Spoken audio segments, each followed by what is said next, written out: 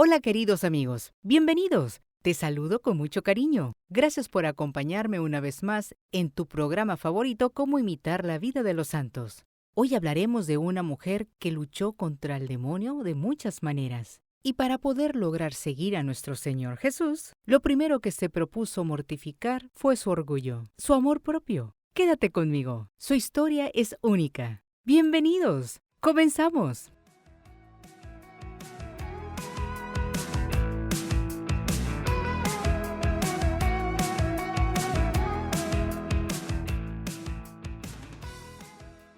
El Papa Inocencio IX dijo de esta santa un elogio admirable.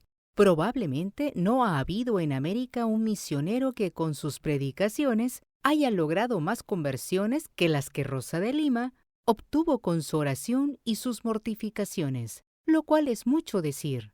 Nacida en Lima, Perú, en el año 1586, año de la aparición de la Virgen en Chiquinquirá. Fue la primera mujer americana declarada santa por la Iglesia Católica. En el bautismo le pusieron el nombre de Isabel, pero luego la mamá, al ver que al paso de los años su rostro se volvía sonrosado y hermoso como una rosa, empezó a llamarla con el nombre de Rosa, y el señor arzobispo, al darle la confirmación, le puso definitivamente ese nombre, con el cual es conocida ahora en todo el mundo.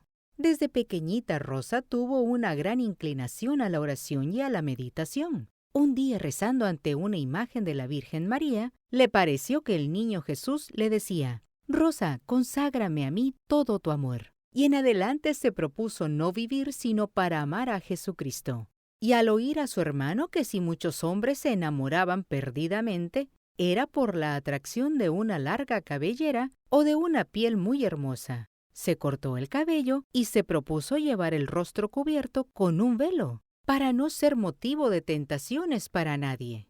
Quería dedicarse únicamente a amar a Jesucristo. Un joven de alta clase social se enamoró de Rosa y quería casarse con ella. Sus padres estaban muy entusiasmados, porque ellos eran muy pobres y este matrimonio daría a la joven un porvenir brillante. Pero ella, aunque hubo serios disgustos en la familia, les declaró que se había propuesto que su amor sería totalmente para Dios y que renunciaba por completo a todo matrimonio, por brillante que fuera.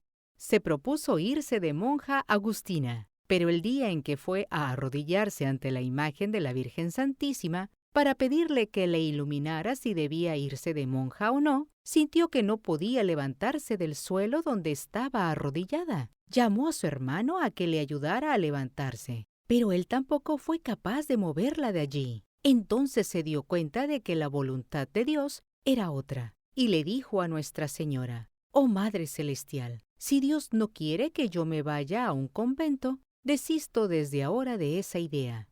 Tan pronto pronunció estas palabras, ya quedó totalmente sin parálisis y se pudo levantar del suelo fácilmente. Seguía pidiéndole a Dios que le indicara a qué asociación religiosa debería ingresar, y de pronto empezó a llegar junto a ella cada día una mariposa de blanco y negro, y revoloteaba junto a sus ojos. Con esto le pareció entender que debería buscar una asociación que tuviera un hábito de blanco y negro, y descubrió que eran las terciarias dominicas, unas mujeres que se vestían con túnica blanca y manto negro, y llevaban vida como de religiosas, pero vivían en sus propias casas, y pidió ser admitida y la aceptaron. Entonces vino a saber que la más famosa terciaria dominica es Santa Catalina de Siena, y se propuso estudiar su vida e imitarla en todo, y lo logró de manera admirable. Se fabricó la túnica blanca y el manto negro y el velo también negro para la cabeza, y así empezó a asistir a las reuniones religiosas del templo. Pero sucedió que la gente, admirada de su comportamiento, empezó a señalarla y a llamarla la santa. Entonces ella, que sabía que nada es tan peligroso como la vanidad y el orgullo y el deseo de aparecer, se fabricó una pequeña habitación en el solar de la casa donde vivía.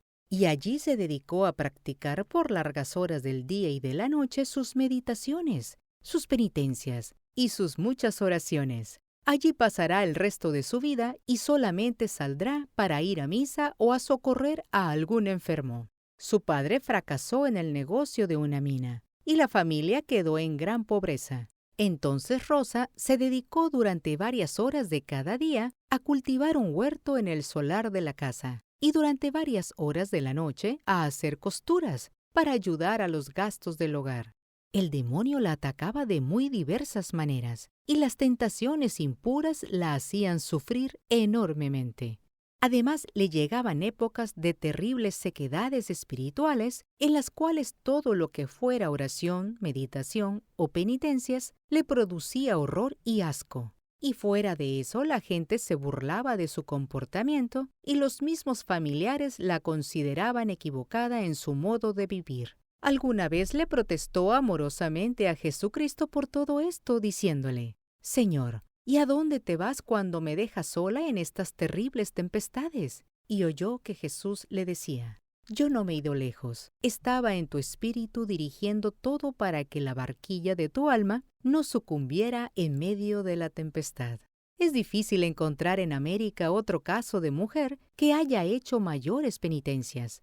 No las vamos a descubrir todas aquí, porque muchas de ellas no son para imitar. Pero sí tenemos que decir que lo primero que se propuso mortificar fue su orgullo, su amor propio, su deseo de aparecer y de ser admirada y conocida. Y en ella, como en todas las cenicientas del mundo, se ha cumplido lo que dijo Jesús: «Quien se humilla será enaltecido». Su ayuno era casi continuo y su abstinencia de carnes era perpetua. Comía lo mínimo necesario para no desfallecer de debilidad. Aún en los días de mayores calores, no tomaba bebidas refrescantes de ninguna clase. Y aunque a veces la sed la atormentaba, le bastaba mirar al crucifijo y recordar la sed de Jesús en la cruz, para tener valor y seguir aguantando su sed, por amor a Dios. Dormía sobre duras tablas, con un palo por almohada. Alguna vez que le empezaron a llegar deseos de cambiar sus tablas por un colchón y una almohada, miró el crucifijo y le pareció que Jesús le decía: «Mi cruz era mucho más cruel que todo esto». Y desde ese día nunca más volvió a pensar en buscar un lecho más cómodo. Distintas enfermedades la atacaron por mucho tiempo. Cuando algunas personas la criticaban por sus demasiadas penitencias, les respondía: «Si ustedes supieran lo hermosa que es una alma sin pecado, estarían dispuestos a sufrir cualquier martirio con tal de mantener el alma en gracia de Dios». Y ella sí que lo sufrió. En sus últimos meses se exclamaba: «Nunca pensé que una persona tuviera que sufrir tanto, tanto como lo que yo estoy sufriendo, pero Jesucristo me concede valor para soportarlo todo». Los últimos años vivía continuamente en un ambiente de oración mística, con la mente casi ya más en el cielo que en la tierra. Su oración y sus sacrificios y penitencias conseguían numerosas conversiones de pecadores y aumento de fervor en muchos religiosos y sacerdotes. En la ciudad de Lima había ya una convicción general de que esta muchacha era una verdadera santa. Desde el año 1614, ya cada año al llegar la fiesta de San Bartolomé, demuestra una gran alegría y explica el porqué de este comportamiento. Es que en una fiesta de San Bartolomé iré para siempre a estar cerca de mi Redentor Jesucristo. Y así sucedió. En el año 1617, después de terrible y dolorosa agonía, expiró con la alegría de irse a estar para siempre junto al amadísimo Salvador. Tenía 31 años. Y a esta muchacha pobre y sin estudios le hicieron un funeral poco común en la ciudad de Lima. La primera cuadra llevaron su ataúd los monseñores de la catedral, como lo hacían cuando moría un arzobispo. La segunda cuadra lo llevaron los senadores, como lo hacían cuando moría un virrey. Y la tercera cuadra lo llevaron los religiosos de las comunidades, para demostrarle su gran veneración. El entierro hubo que dejarlo para más tarde, porque inmensas multitudes querían visitar su cadáver y filas interminables de fieles pasaban con devota veneración frente a él. Después la sepultaron en una de las paredes del templo.